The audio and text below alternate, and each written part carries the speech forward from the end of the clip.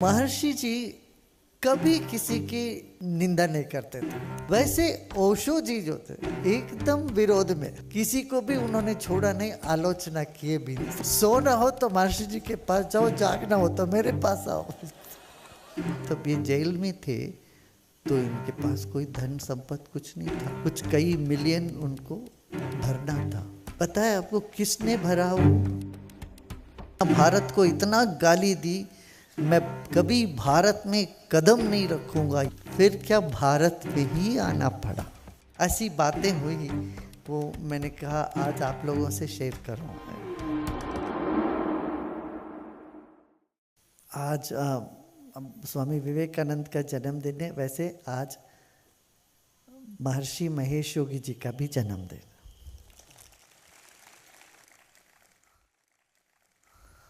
वैसे महापुरुष संत सब अलग अलग ही होते हैं। इस सदी में दो संत ऐसे, दोनों जबलपुर से आए हैं। एक तो महर्षि महेश योगी जी, दूसरे आचार्य रजनीश ओशो के नाम से जाना जाते हैं। वैसे दोनों में कंपैरिजन नहीं, दोनों अपने अपनी जगह पे बहुत श्रेष्ठ रहे, अपने ही खूबी रही उनकी। पर कुछ ऐसी बातें हुई, वो मैंने कहा आज आप लोगों से शेयर करूं। पहले बोला नहीं मैंने किसी को। महर्षि जी कभी किसी की निंदा नहीं करते थे, कभी किसी की बुराई कभी उनके मुंह से हमने सुना नहीं। हमेशा सकारात्मक ही बोलते, कभी भी जितना हम उनको नजदीक से जानते, कभी किसी की आलोचना नहीं करी, कभी भी। जबकि वो ब्रह्मज्ञानी थे, फिर भी उन्होंने सबको सब जगह पर सब तरह की एक्टिविटीज में, कार्यक्रम में वो प्रेरणा देते थे। योग करना, योग करो, उद्योग करो, सब लोगों को ऊपर उठाते थे। कभी ये नहीं बोलते थे तुम बेवकूफ हो, तुम्हें कुछ नहीं आता। सबको प्रेज ही करते थे, माने सबको ऊपर उठाते थे। यहाँ तक कहते थे कि तुम तो गवर्नर हो। जो ध्यान शिक्षक होते थे, जगह जगह ध्यान सिखाते थे, उन दिनों में धक्के खाना पड़ता था। लोग ध्यान वान नहीं समझते थे, इनको गाली गलौज देते थे। तभी उन्होंने कहा अरे रे तुम छोड़ो, तुम तो राजा हो। वो सबको राजा बना देते, सब तुम तो गवर्नर हो, तुम तो ऐसे विश्व प्रशासन के तुम मालिक हो। इस तरह से करके उनकी चेतना को उभार करके ऊपर उठाते थे। वैसे ओशो जी जो थे, आचार्य रजनीश, एकदम विरोध में। उनका तरीका ऐसे था, तुम तो नालायक हो, तुम जीवन में तुमने क्या पाया, घोड़ी भर की कुछ नहीं लिया तुमने, तुम किसी काम के नहीं हो। इस तरह से तुम्हारी ऐसी तुमको झाड़ देते थे।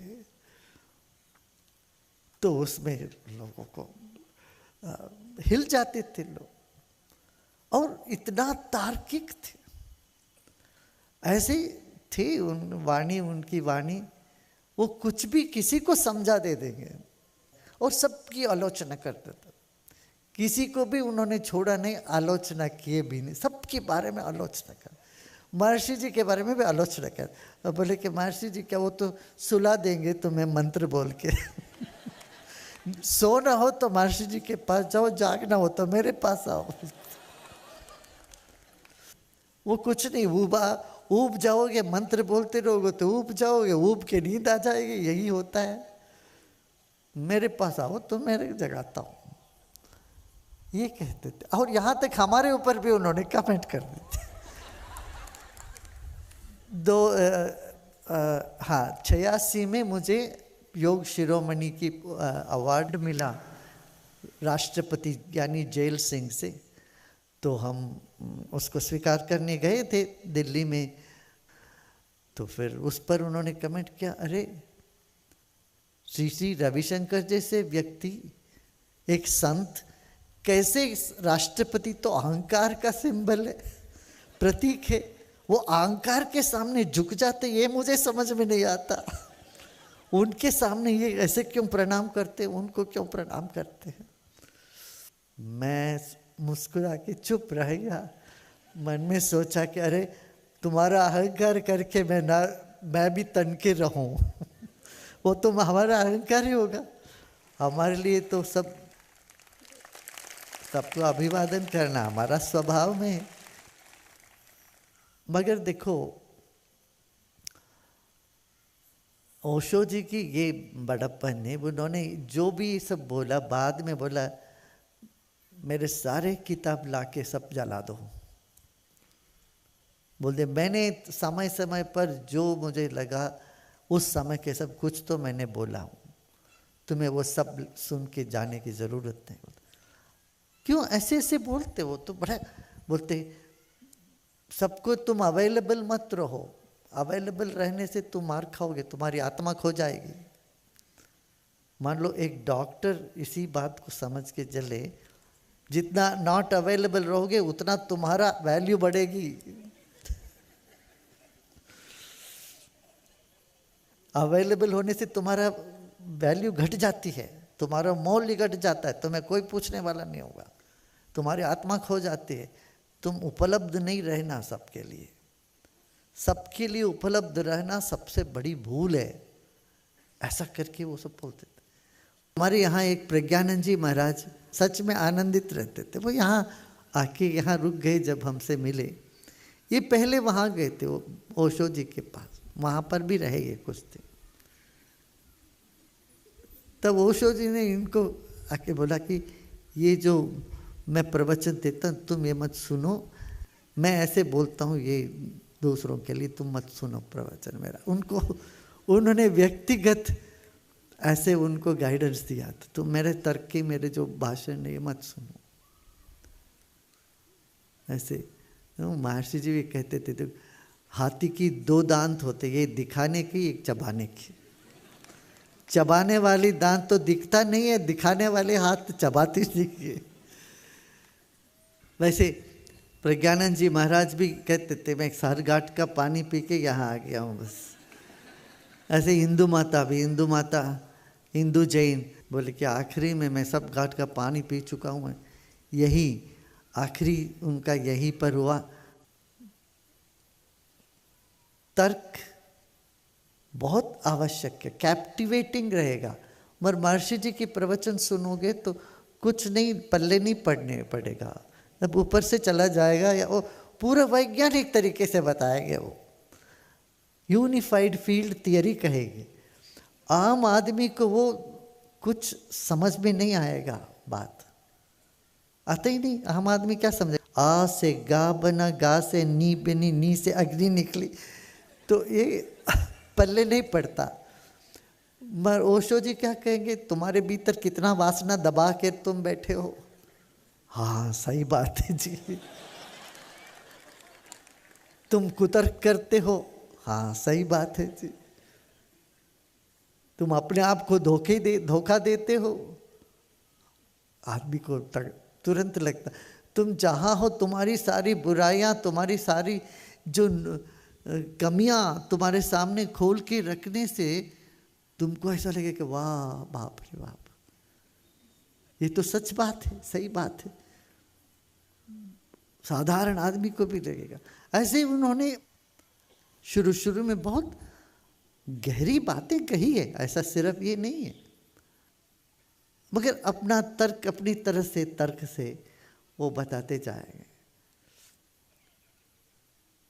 हाँ, हमारे अनुभव में ये है, उनके पास मंत्र का विशेष ज्ञान नहीं था, एक परंपरा नहीं थी। पहले तो इंडिया को इतना, भारत को इतना गाली दी, मैं कभी भारत में कदम नहीं रखूंगा, ये पापी देश है, ऐसा सब बोल के गए। फिर क्या भारत में ही आना पड़ा। और तुम तार्किक बात से सुनोगे तो हाँ वो सही बोल रहे हैं।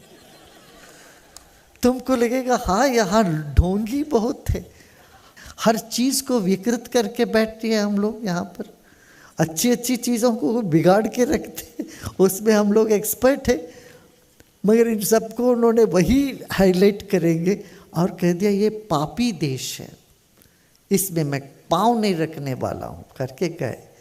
मगर इसी इतने 27-28 देश ने उनको मना कर दिया वीज़ा देने के लिए। जब वो अमेरिका में उनको अरेस्ट कर दिया तब ये जेल में थे, तो इनके पास कोई धन संपत्ति कुछ नहीं था, कुछ कई मिलियन उनको भरना था। पता है आपको किसने भरा? वो महर्षि जी ने उनका पैसा भरा। महर्षि जी ने उनको छुड़वाया वहाँ पर जेल से। फिर जो सबको सपना दिया था, लोगों को बुलाए, वहाँ रजनीशपुरम बनाया, लोग अपना संपत्ति सब बेच ऊच के वहाँ चले गए थे। फिर हालत तो सबको पता ही है क्या हुआ, सब वहाँ उजड़ गया, सबको भागना पड़ा, बहुत लोग उससे परेशान हो गए। और वो भी इतना परेशान और बीमार छोटे उम्र में भारत आके पहुंचना पड़े। यहाँ आए, फिर दिल्ली से वो मनाली चले गए।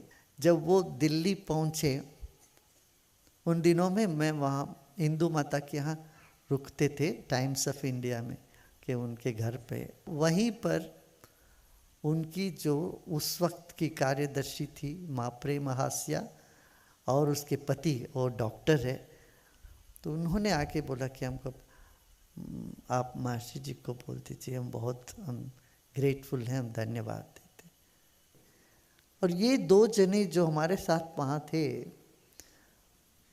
मैंने देखा ये चेन स्मोकर पर लगातार सिगरेट पीते रहे, शराब पीना, सिगरेट पीना, और उनके सन्यासी। और बोले इससे क्या, ये तो शरीर का धर्म है, इससे कुछ नहीं है, मेरा आत्मा तो मैं मुक्त हूं, नियम से नीति से आत्मा का क्या पड़ा। वो सही बात है, बात तो सही है, आत्मा को इससे लेना देना कुछ नहीं है, मगर तुम उसके गुलाम तो बनी गए, है ना। पहले उन्होंने खूब एक्सपेरिमेंट किया, फ्री सेक्स, सब फ्री सेक्स कर भी बताया ना, कि जो जिनको चाहे कि किसी के साथ भी तुम रहो, ये परिवार का व्यवस्था ही गलत है, क्या बोल दिया उन्होंने। तो उसी हिसाब से कई लोग अपना परिवार छोड़ के वहां चले गए। तो ये क्या है, दिमाग में समझ लेते हैं सारा ज्ञान, उनका दिल भी खिल जाता है, ऐसा नहीं। मगर जब तक थोड़ा सा भी अनुशासन नहीं होता, वो बात नहीं बनती है। वैसे आप महर्षि जी का देखें तो आज भी उनका चल रहा। उन्होंने क्या किया, वहाँ हिप्पी वेव से अमेरिका को बचाया। गांजा, चरस सब पीते रहे और घर बार छोड़ के ऐसे अस्त व्यस्त रहे। उन सब को इन्होंने ध्यान सिखाया, योग सिखाया, जीवन में कुछ नियम से ऊपर उठाया, और सबके चेहरे में ऐसा चमक आने लगा। और उनको एक दिशा निर्देश दिया, गोल दिया, दुनिया में तुम 1% लोगों तक पहुंचो, ध्यान सिखाओगे तो दुनिया में शांति आएगी, समृद्धि आएगी। उनका प्रेजेंस ही इतना सुंदर था, वाइब्रेशन उनका इतना अच्छा था। मगर वो भी उनके सामने ऐसे आके कोई प्रश्न पूछो, ये सब नहीं चलेगा, तो जो बोलते ऐसे सुनो, बस सुनो, नहीं तो गेट आउट। तुम्हारी कोई भी इच्छा हो तो वो कभी होने नहीं देंगे।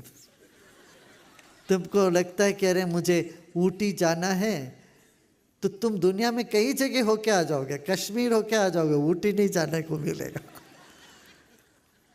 तुम्हारी इच्छा को जड़ से वो खत्म कर, कि तुम्हें फिर अपने आप में ठीक हो। इच्छा माने क्या, ये करने के बाद मुझे खुशी मिलेगी। अरे बेवकूफ, जहाँ तुम हो वहीं क्यों खुशी है, अब तुम खुश नहीं रहोगे तो कहीं जाके खुशी मिलेगी तेरे को। तो वर्तमान में लोगों को लाने की ये सब तरीका थी अलग अलग। ये सब विचित्र घटनाएं हैं दुनिया में, इन सब से हमें सीखने को मिलता। क्या मिलता सीखने को? ये भी, ये सब ढंग है, अलग अलग ढंग है। इसमें ये नहीं है कोई कमी कोई ज़्यादा, ऐसा नहीं है। सबका अपना अपना एक खूबी है और अपना अपना स्थान है। ओके, हाँ,